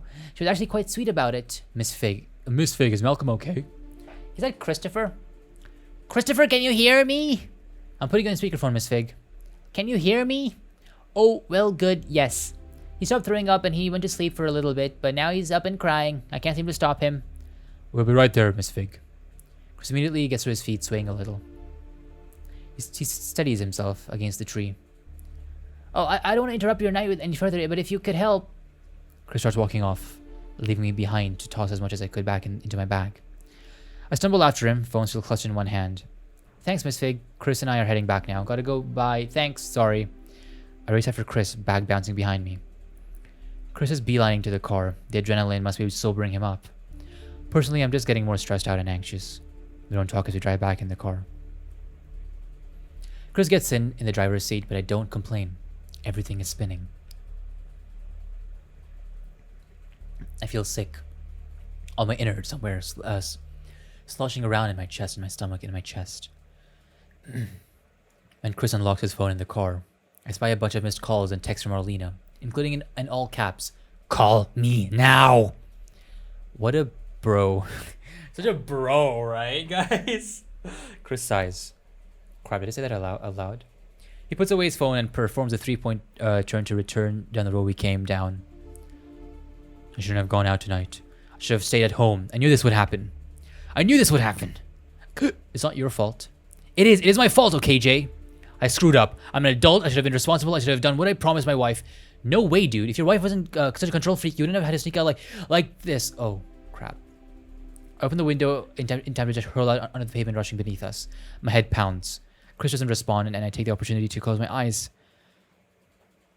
and feel a cool night air wash over me. Miss Fig is waiting for us in her doorway as we pull it into the driveway. She makes us all tea, and Chris calms Malcolm down and gets him to fall asleep, bouncing him on his lap on the couch, yawning the whole time. Chris, are you mad at me? Chris doesn't say anything. He keeps his eyes closed and ignores me. Crap, he's mad at me. At one point, Chris's phone buzzes. He checks it, sighs, and stands, as though unsure what to do with Malcolm. I stretch out my hands in an offer to take him, but Chris ignores me and hands him off to Miss Fig instead. I'm too out of it to hold the baby anyway. The adrenaline is fading, and my body's floating off into a crash. Hello. Chris steps outside and closes the door behind him to take the call. Miss Fig takes Malcolm with her to the bathroom to clean him up, and I catch snippets of Chris's conversation through the window. I'm sorry, no, we were just hanging out. No, nothing like that. No drinks, we were just checking out an event downtown. No, we just turned off our phones off because they rang earlier, and one of our event people got mad and told us to turn them off. Yeah. I understand. I'm sorry. You have to understand, there's nothing between... Yeah, just an old friend. Barely that. I don't even know if you're friends. We haven't talked in 5 years. That one stings. More than Arlena's obsession that I might cuckold her. Hearing Chris condemn our friendship like that just feel like a stake through the heart. Well, you did not talk in for 5 years, so, you know, it's both ways. We've been through everything together. Screw you. Maybe Sam had it right all along. Chris returns with an unreadable expression in his face. He reaches out to take Malcolm from Miss Fig's Fig, and he rests his son against his shoulder, both hands supporting him. Thank you for your help, Miss Fig. Of course, dearie. Take a cup of tea with you. I'm right next door if you need a place to crash. No, thank you. Chris nods curtly and he slips out the door without a look back. I hear his car start and the sound of his wheels backing out of the driveway. When I get home, I collapse on my couch, simultaneously exhausted and overly wired. Too keyed up to sleep and too tired to do anything else. I instinctively reach out for the bag of pills I brought from LA. Souvenirs from the art collective that kicked me out. No more Xanax, but I do have some ecstasy left. Oh, no. Oh, no. Oh, that, no. I don't know what I've been saving it for. I down a pill and a chaser of plum wine I find in the liquor cabinet. It's overly sweet, so I chase it with some beer. That's not that's not great. That's not good. Everything is bad. My mouth is dry. It's not kicking in. When is it gonna kick in? I add some Red Bull to my cocktail, just in case. Chris blames me. It's his wife's fault. I'm a terrible person. It's all my fault. I screwed everything up. Maybe I'll have a heart attack here in this house, and then everyone in this family will have died here. It'd be a tourist attraction, but not really. Who gives a crap? We lived as a family of nobodies in Bumscrew, Indiana, and we died as a family of nobodies. as a disparate collection of nobodies related only by blood and nothing else. I turn on the TV and watch late night infomercials for useless products that I nevertheless feel the urge to purchase. That is true. I won't have to do that. Luckily, I'm too drained to talk to anyone right now. But maybe most of the people on the other ends of these lines at 4 a.m. are used to manic people who need to text next special sponge or set of plans or whatever. Maybe that's where Mom got some of the crap that's scattered around the house. Oh, Kato is here. Looks like me, the devil. It'd be me. Something moves out of the corner of my eye, down the dark hallway that leads towards the bedrooms. I nearly jump out of my skin. I'm a skinwalker. It's a murderer. It's my mom's ghost. It's a shadow people. It's kind of drag and kicking and screaming into hell. Nope, it's just Asmodeus. He licks his whiskers as he emerges from the darkness, nonchalant, like he didn't make me believe in the Christian devil for a moment. He settles down by his bowl, looks down at it, and finding it empty, turns back towards me and meows expectantly for food. I trudge over to the kitchen and grab a can of wet food. Asmodeus keeps meowing incessantly. Okay, I got it. I'm coming. Asmodeus doesn't stop even as I open the can. I'm so tired of this crap. He stares at me like all those rich people at the restaurant back in LA who wanted me to grovel at their feet and kiss their ass for tips. I come back home, and it's the same crap everywhere I go. I stare down at the open can of food. The stink of tuna wafts up towards my nostrils. You want this? Is it what you want? You want me to feed you? You want me to take care of you for free? Meow. Well, what the screw did you ever do for me? Inexplicably furious, I tilt my head back, unhinge my jaw, and shake the contents of the cat food tin into my mouth. I can't even process the taste because of the speed at which I'm swallowing it. Like I'm chugging beer at a frat party. I wouldn't know. I've never been to college. Meow. Asmodeus looks up at me with his unblinking yellow eyes, not the least bit impressed. I wouldn't know if I went crazy in this house. Nothing I could do would effectively unnerve this cat. I could change 100 times over, go off into the deep end, and he'd still look at me like I was the exact same person. Screw you. I wipe my mouth clean of cat food juice with my arm. There's a delayed aftertaste, briny and metallic. It's not as foul as the knowledge that I've just eaten an entire can of cat food in one go. I gag. I reach to the restroom and huddle over the tiny ceramic sink stained from decades of use. There's a spot of green where Sam and I dyed her hair. There's that weird stain that's been there since I was a kid, and I used to think looked like a cow. I dunk my open mouth under the faucet and let the water run over me. I got a few good gulps of water to clean my mouth with before it starts feeling like I'm waterboarding myself. My hair is dripping wet in front of my face. I blindly reach for the bar of soap to wash my tongue out. It occurs to me that this is the bar of soap my mom used. My mom, who's now dead, whose skin flakes are everywhere in the household, in the carpets, on the furniture, in this bar of soap in my mouth. I spit it out disgusted and let it fall to the ground floor. Another rinse of water, then I smother my face in the towel. The monster looks back at me from the bathroom mirror. She's got long dark hair in front of her face, limp and wet with saliva and soapy water. There are heavy bags under her bloodshot eyes. They're red, possibly from weed, more likely from a lack of sleep. She's wearing a crappy cowboy costume. Who does she think she is? It's tattered and dirty, smudged with dirt and debris. It's a costume! It's a mask. Sam would have called her a poser. She stares at her reflection a little while longer, then opens the cabinet mirror, just so she doesn't have to look at herself anymore. She pulls a towel from the rack covered in her mother's scent, the smell of her shampoo, her skin flakes, and wraps it all over around herself. She tries to leave, and she trips and hits her head on the floor. I think my parents splitting up really affected me. Like I felt like my dad had abandoned me by choosing to stay with my brother, you know? Why didn't he want me? Why would he leave me with my mom? You don't think your brother ever wanted the same thing? Maybe you felt like your mom abandoned him. If you ask me, you got the better end of the deal. You got to grow up in LA. Where did your brother grow up again? Indiana. See, Indiana sucks. Parents suck. And you know, when I was a kid, my mom used to lock me in her closet when guests were over. That's Oh, We were playing the quiet game. I wanted to impress her so bad. I wanted her to love me. She had chosen me over her brother, and I had to prove that I was worth it. I'm sorry. Yeah, well, whatever. It's all trauma. Either spin it in a way that can benefit you, or you let it consume you. Yeah, I guess so. So what's your baggage? Baggage? Everyone's got to have it.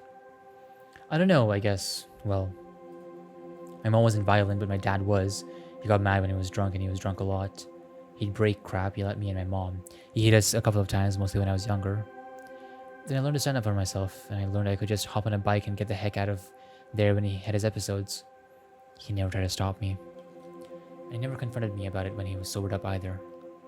I think he felt bad about what he'd done, but talking about it would have forced him to acknowledge that he'd done something bad at all. I think more than anything, he couldn't handle that other people might see him as a bad person. Maybe he just couldn't handle people seeing him as he was. I don't know. Sorry, that was probably a load of gibberish. No, not at all. I'm sorry that happened to you. Thank you for trusting me enough to share that. You didn't deserve any of that. I hope you know that you have a good soul. I can tell these kind of things. You are the soul reader. Thanks, I think. I don't think anyone's ever told me that before. Well, I mean it. It's true. You're a very good person, Jenny Lands. Oh? Screw off. Screw all this bullshit. I can't fucking take it anymore. I'm gonna kill my dad. I'm gonna run him over and toss what was left of him over the bridge. Sam, calm down. This isn't helping anyone. You know he didn't mean it. You're taking his side? No, man. I'm telling you to chill the screw out. Just keep it together for a month. Then you can run out to Seattle or whatever. Do whatever you have to do. You don't think I'll do that? I think you think you'll do it. Screw off. Screw balls. Yeah, I know. You're not gonna tell Chris about this, are you? Yeah, don't worry about it. Wouldn't dream of it. Would not dream of it. I grew up in a house with multiple languages, but the one language we all had in common was violence. My father learned it from his father, and he was an excellent teacher to my mother and I. He'd come home drunk and crap. Line. You laughed at your father's funeral. What? No, I didn't. When? When his brother read the eulogy and called him a loving family man, you laughed. Everyone looked at you and looked and stared at you. That was a sneeze. It's allergy season. You could have given your own eulogy, you know. You were offered the chance, but you didn't want to do it. Well, you know, if you don't have anything nice to say, why say it at all? What a horrible thing to say about your own father. Come on, don't tell me you're a little relieved he was a total butthole. What's your language? How could you say that about him? Mom, are you crazy? He hit you. He yelled at you and threw crap, and he was objectively a terrible person. Crazy? Is that why you tell your friends that you have a terrible father and a crazy mother? I don't know where you're coming after me for this. You're defending him from me now? Where are you when he was punching walls and throwing lamps at me when I was a kid? Whatever, forget it. I'm 18, I'm done with school. You can't tell me what to do anymore. Oh, like I ever did what I told you to do. I can't read, sorry. I'm leaving for LA, and you can't stop me. Good. LA this, LA that, all you do is talk, talk, talk. It breaks my heart to look at the woman you've become.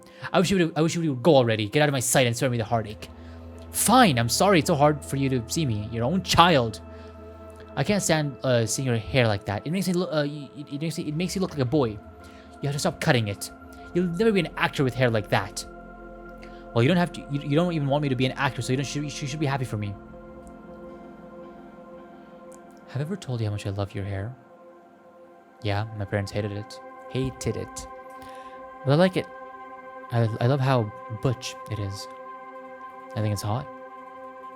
Please tell me more about how amazing I am. I just love having a sexy, strong, masked girlfriend who can protect me. Wrap me up in her arms and make me feel safe.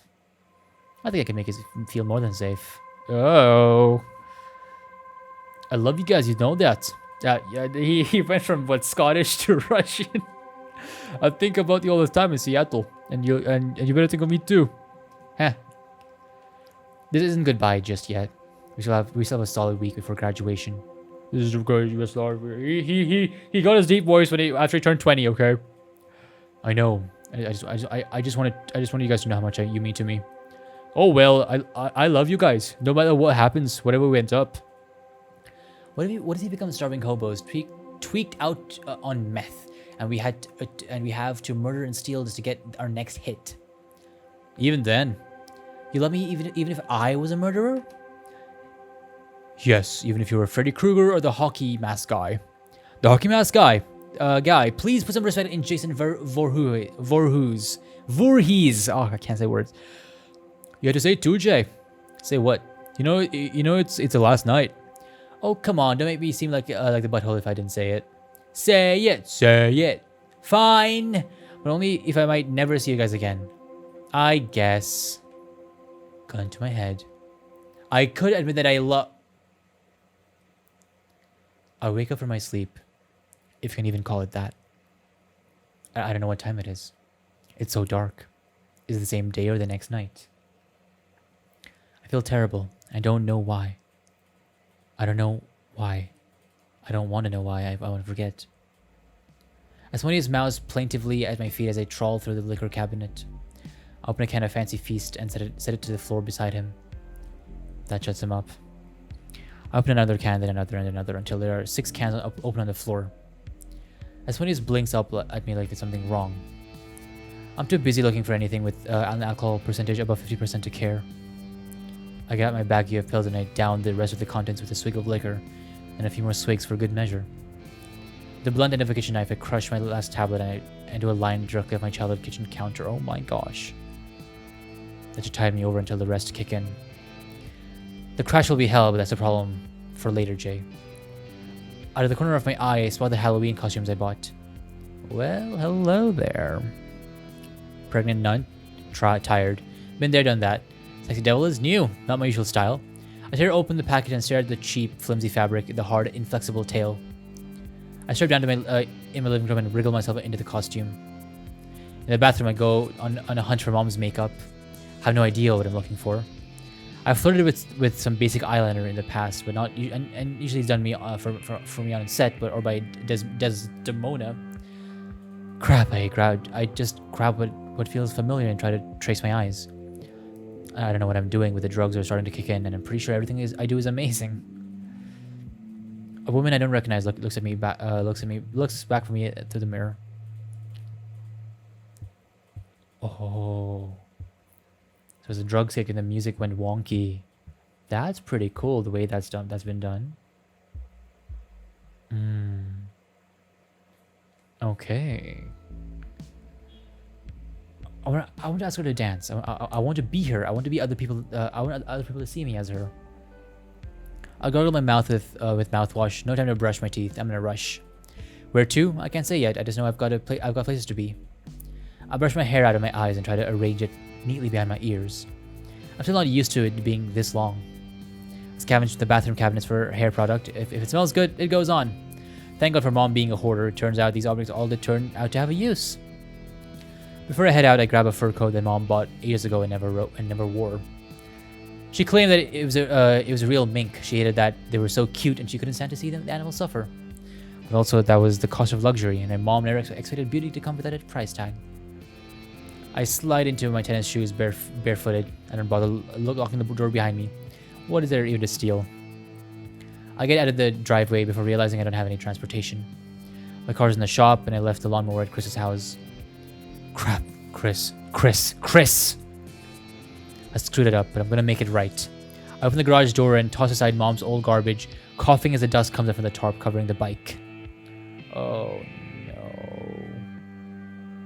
Oh, this is not good. Dad's old Harley. Whatever fear I had about bikes before is gone. I feel good. I feel great. I wish I felt that like this all the time.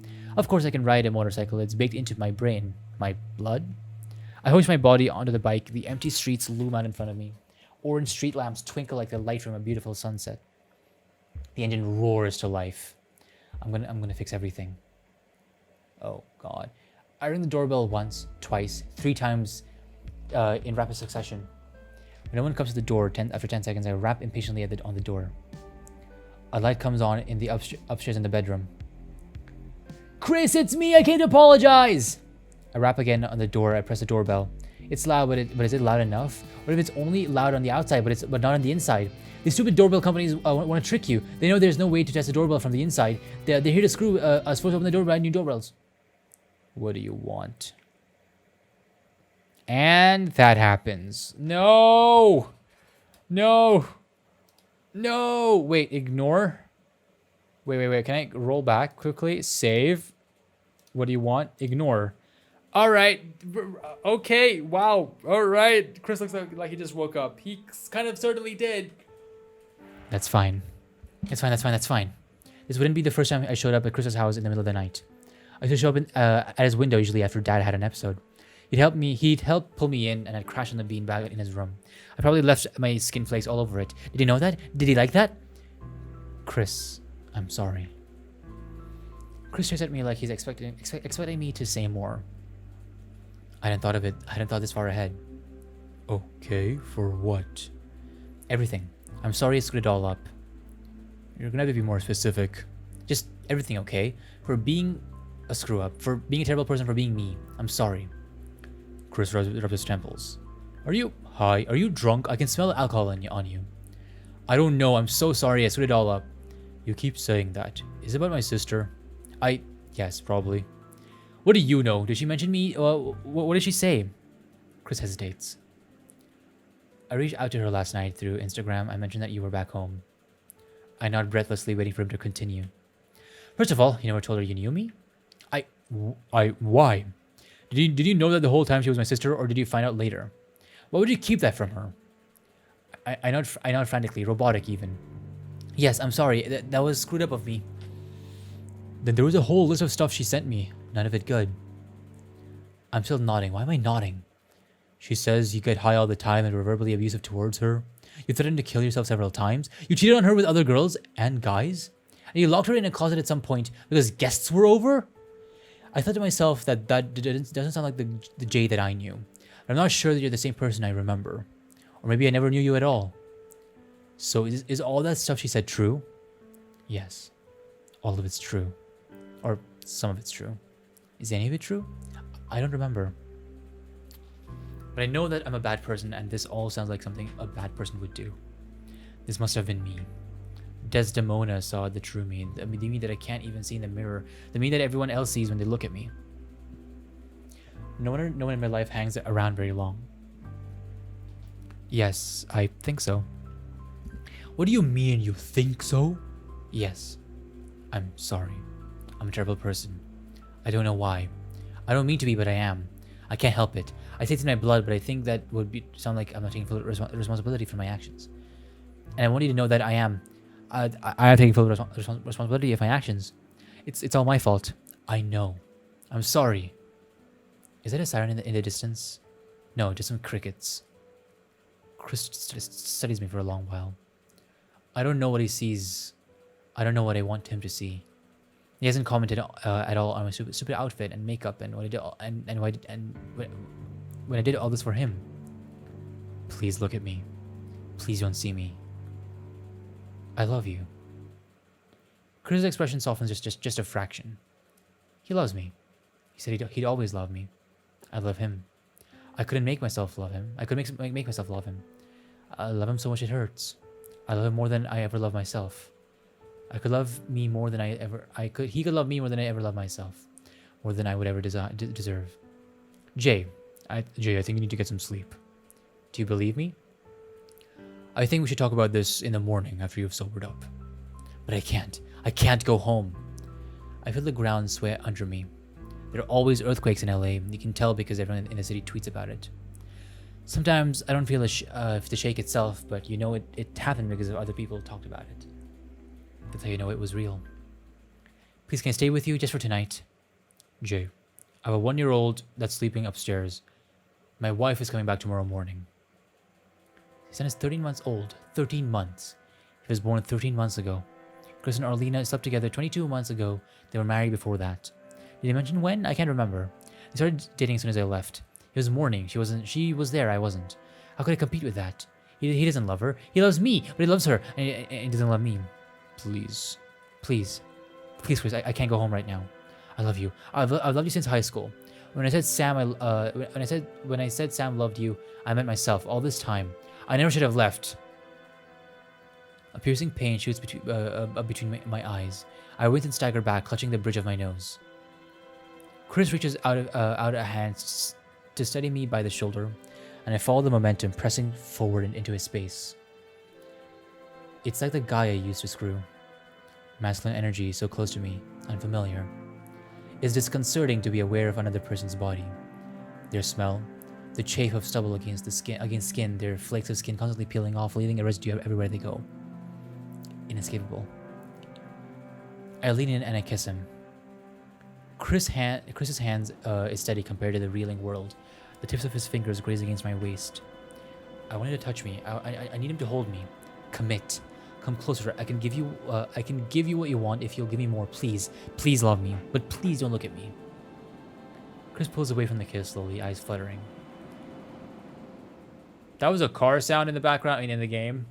That's probably not good. His eyes are so long, like a girl's. But he's nothing like her. I couldn't be anything but a weapon to her. I could want her, but she would never want me. I think if my choices were right between being a weapon and a wound, I'd rather let myself be bled dry. Jay, I love you. Please let me stay. Do you remember when you promised you'd love me no matter what, no matter how terrible of a person I was? Please, I love you. You have to stop saying that. Chris's face contorts with emotion. What is it? What is it? What is it? What is it? Pain, lust, love, pity. When he speaks, his voice is gentle and kind. Yes. Chris is only one of the best for me. He loves me. Jay, go home. I'm gonna call a cab for you. I'm running out of options. You can screw me if you want. The autumn night air is cool against my hot skin. Chris flushes and looks away, staring instead at the motorcycle parked on his curb. From inside the house, I can hear Malcolm start to cry. Can you touch me? My voice is shaking. Am I speaking too fast? He won't look at me. Why won't he look at me? Look at me. Please look at me. See me for who I am and always love me, always. Chris pulls my fur coat close over my chest, trying to cover me up. When he pulls his hand away, the coat immediately falls open again. I don't move. I can feel the displacement of my body heat when it moves. I'm sure he can feel it by the air around me.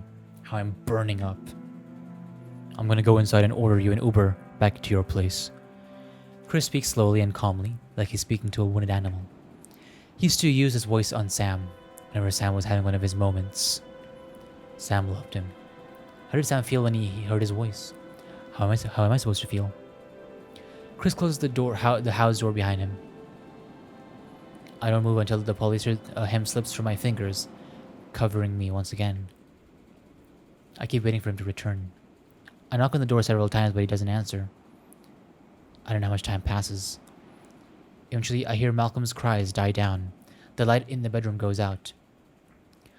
I could stand out here forever, but I can feel the peaks of my high mellowing out. Sobriety gnaws at the edges of my consciousness, like a hungry beast howling at my door. I can't be here when it returns. I flee the scene of my crime the way I came Motorcycling running down the street. Oh, that's not great either. Nothing right now is going great. Nothing is great at all.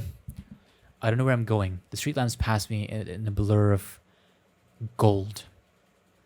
No. I blaze through several red lights in a row. It's Bum Screw, Indiana, not Los Angeles. Angeles. The streets are dead silent. I drive, taking turns at random and letting my consciousness guide me.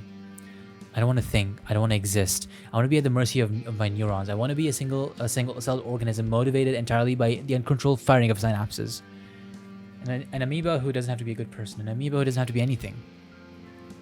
In my peripheral vision, I watch a row of tombstones flicker past me.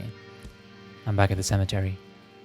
I used to come here often with Chris and Sam, edgy teenagers fantasizing about losing our virginities like Mary Shelley. The first time I came here for a funeral, it was my father's. The first time I'd seen a dead person.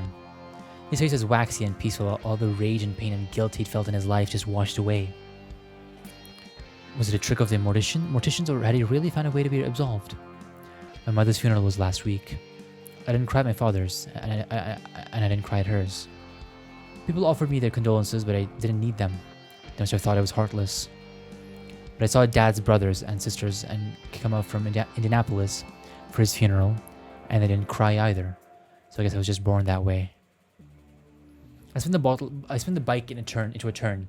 I realize that I'm turning like a train wreck in a slow motion, and that I'm gonna crash. My wheels are headed straight for the curb. I can't stop. It's gonna happen. It feels like ages until I hit it, and then I do, and then I'm launched from the seat of the bike as I go sailing through the air, my limbs uselessly pedaling beneath me. It feels like I'm flying. Distantly, my mind, I think, to roll with the impact. I'm not given much of a choice. When my body hits the dirt, I bounce like a ragdoll across several graves, and the wind knocked out of me. My knee glides in slick muck, my face pressed against the cool, wet grass. Ah, screw. How are you holding up? I don't know. I guess none of us expected this. Oh, this is when Sam passed away. Ah. But also, we kind of did expect it, right? He did call himself the gay Kurt Cobain. Chris lets out a half-hearted chuckle. I don't get that reference. I don't know if that's a good or bad reference. We just turned 18. Sam turned 18 last year in October. It feels like we're the only ones who could possibly comprehend the pain we're going through. We make edgy jokes to cope, and we tell ourselves it's what we would have wanted. We antagonize the adults with increasingly flippant remarks until they snap at us, and then feel bad that they're just scolding grieving kids. Sam would have wanted that too. I think I'm gonna move out to LA. No, I think this is it for real time. I'm gonna be an actor. You haven't done a single school play. You said that theater was for nerds and losers. Yeah, but it's different. I really think I can make it. You ever get that feeling that there's something you need to share with the world? Chris shrugs. We've had this conversation more times than we can count. Maybe Chris has believed me in the past, but maybe he hasn't. But we both believe that if anyone would get out of this town, it would be Sam. Now the only thing we're certain of is that he never will. Sure, I believe you. I wake up in the grass to the feeling of something tickling my nose. I feel like crap. My head pounds, I'm tired, and my body aches. I just want to close my eyes and sleep forever. The tickling doesn't stop until something wet darts against my lips. It is Asmodeus! I open my eyes to see Asmodeus standing above me, big yellow eyes examining mine. He licks a paw and swipes it over his head, black tail flicking back and forth like a pendulum. Asmodeus?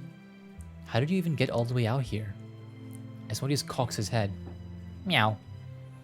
I'll never understand you, you know that? He bunts his head against my hand, looking for affection. I give him a scratch behind his ears, which he seems to accept for the moment. Then he just as mercurially, that's a new word for me, mercurially bounds away from my touch. I expect him to disappear down the street, but instead he waits for me by a tombstone as though expecting me to follow. The cat knows.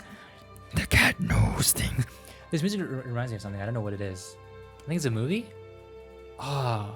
It's very similar to this. I've forgotten. I stumble after him. It reminds me of the Oppenheimer song. One of the songs in the song they use is similar to that. I can't sing for crap, I'm sorry. I stumble after him as he waits, impatiently, occasionally mewing at me in annoyance when I take too long to catch up. Speed up! At one point, I stopped to hurl the contents of my empty stomach at the foot of a tree. Yum yum tree food. When did I eat last? When did I last drink water? It was right before you sped down the road to Chris. It can be a good sign if I don't remember. Well, yeah, you might not remember because you were under the influence of a lot of things. Asmodeus leads me to a wrecked bike on the side of the road. I groan, making a half-hearted effort to right it. I'm in no state to drive anything. How the hell am I going to get home? I realize that, once again, I am later Jay. and all my consequences have finally caught up with me. A car hums down the road, headed towards town. I stick my hand out to try flag it down. Maybe someone would be kind enough to let me catch a ride. The buggy slows as though it was already planning to stop in front of me. Ah, that's awesome! Grandma Fig is here! Grandma Fig. When the window rolls down, Miss Fig sticks her head out. Jenny, is that you? What are you doing here? You look terrible. Miss Fig? My voice comes out in a horrific croak. What are you doing here? I followed Asmodeus home, of course. He brought me out here. Heavens knows why. The cat knows. The cat knows. But, well, now we know. It seems he was bringing me to pick you up, my dear. Asmodeus yawns like this. The entire conversation is extremely boring to him. Thank you, Miss Fig. I don't know what I would have done without you. Don't thank me. Thank him. Miss Fig beams, nodding her head towards Asmodeus. I glance down at the black cat, who's now ignoring me in favor of licking his butt. Thanks, Asmodeus. Now, come on. Get in. My leftover Halloween candy won't eat itself. Miss Fig gestures to the empty passenger seat beside her. I bend to the ground and scoop up Asmodeus, who lets himself be picked up with minimal protest. Yes! We are the cat lady now! Let's go! Okay, time to go home, buddy. Aww.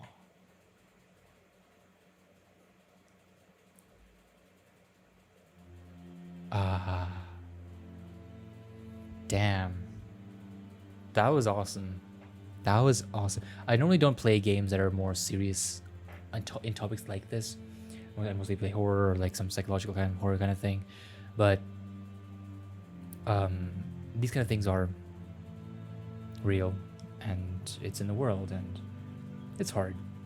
And I sort of relate to I've already forgotten her name. What is her name? I have forgotten. Oh, the main character. Jenny, I think. I am so bad with names. But because, you know, she wanted to go out into the world and show what she wanted to do. And I'm sort of doing the same thing with YouTube, even though we all know where it's gone so far. But, well, my life's not gone like this, but it's a very difficult life. And all I can really say is just hang on. Keep going. You've come this far. You're brave and strong. And things will work out in the end. So keep going and keep working on yourself, because you can. And this was a really awesome game. You know, to the developer who made this, it was a really awesome game. I enjoyed it. I love story games like this, even though my throat doesn't. It was awesome. It was really, really awesome. Yeah, no. I think you told a very beautiful story in a really great way. Love the visuals of it. And yeah. Maybe we get a sequel in the future to see how her story's gone after this game. I think that would be really cool. Maybe during next Halloween or next Christmas, something like that. It's just a game with a lot of things in it. And let me know what you guys think down below. That's about it. I've played more games like this. Like I said, check out How We Know We Are Alive.